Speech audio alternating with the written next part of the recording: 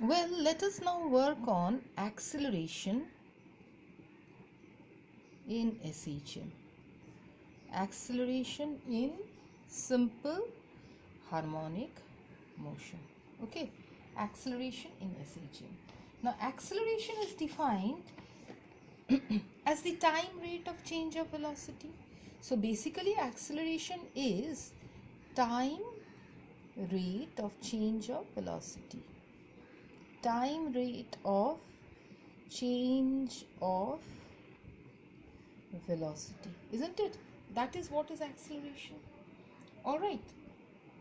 So if v is equal to a omega cos of omega t plus phi, then time rate of change of velocity is dv dt. So dv dt comes out to be a omega square sine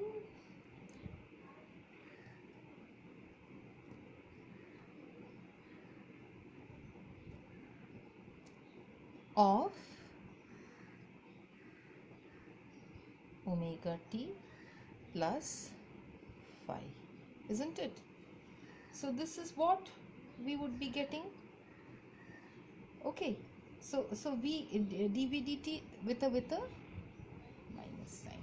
So you see already the minus sign is coming for the simple harmonic motion, isn't it? Sine of omega t plus phi.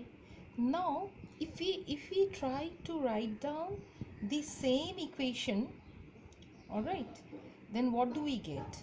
If we try to write down so because we know that y is equal to a sine of omega t plus phi.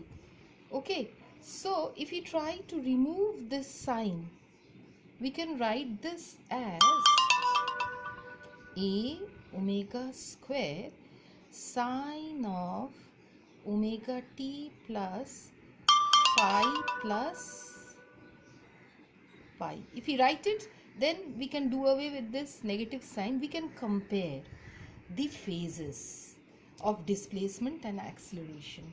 What is it? We find that the acceleration of a simple harmonic motion, it leads the velocity by pi by 2 radian. Okay, and what about displacement? It actually leads the displacement by pi radians. So acceleration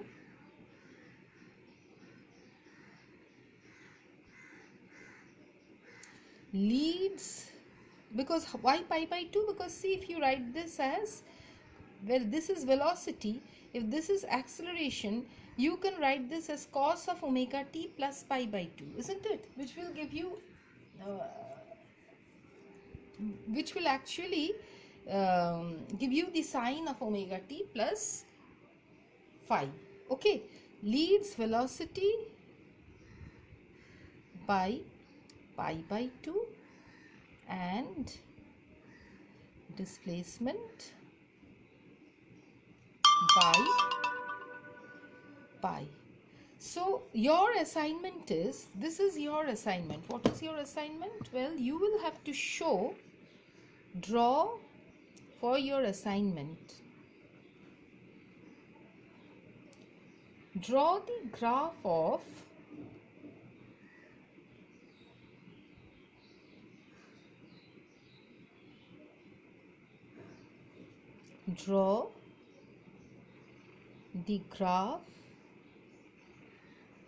of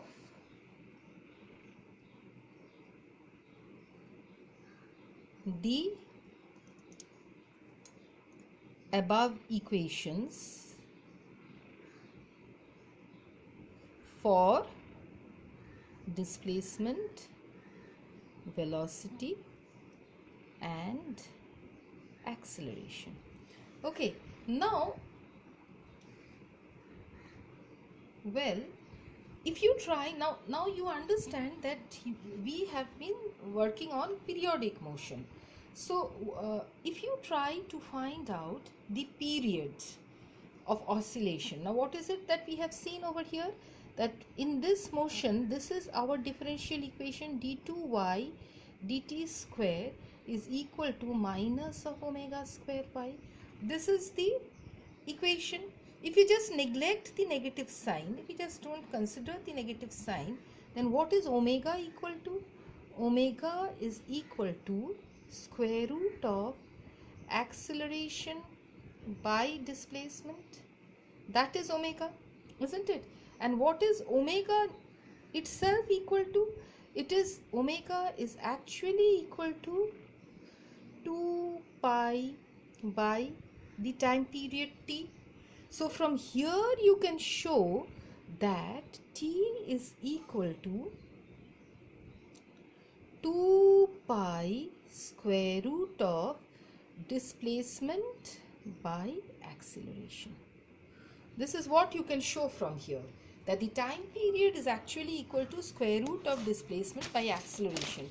And we have already seen that in our school days, that for simple pendulum, like time period 2 pi, t is equal to 2 pi root over of L by G. That we have observed, isn't it?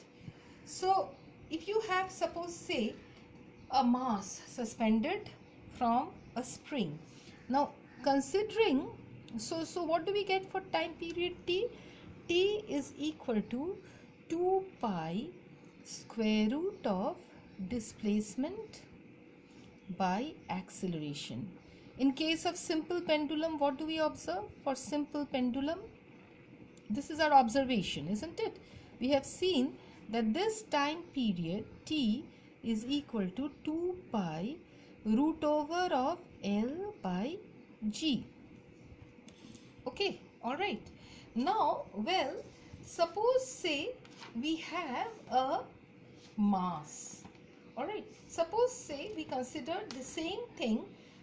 We try to find out the differential equation of a mass which is suspended from a spring.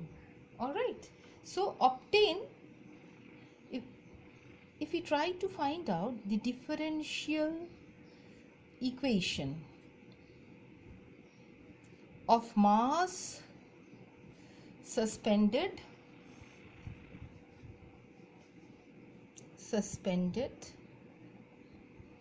from a spring.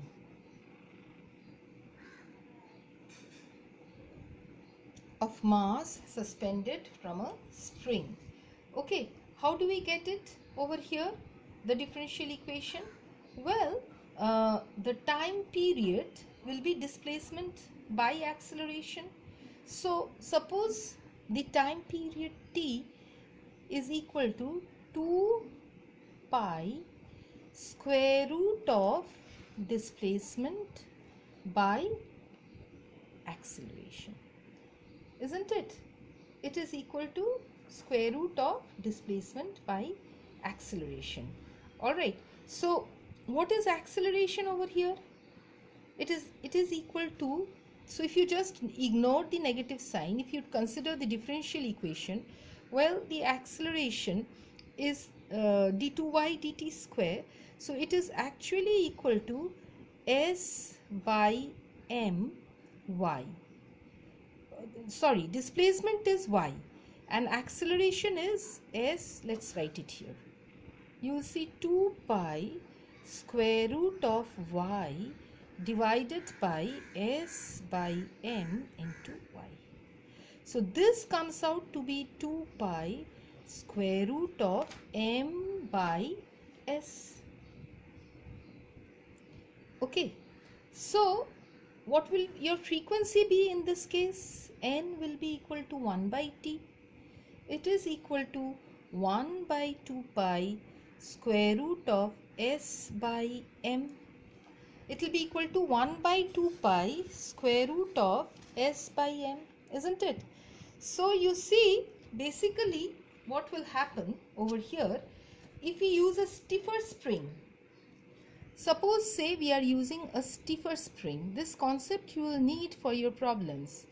A stiffer spring of spring constant s prime, of spring constant s prime. What do we get? That means S prime is greater than S. Then T prime will be equal to 2 pi square root of m by S prime, isn't it?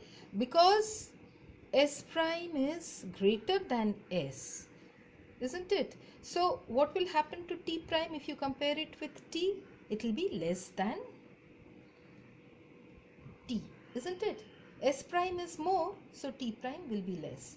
So T prime is less than T, so it means the time period will decrease if the spring constant for stiffer spring.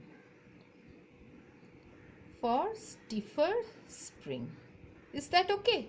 Alright, so we'll do more problems, but right now let us now try to find out the energy, which is very important in simple harmonic motion.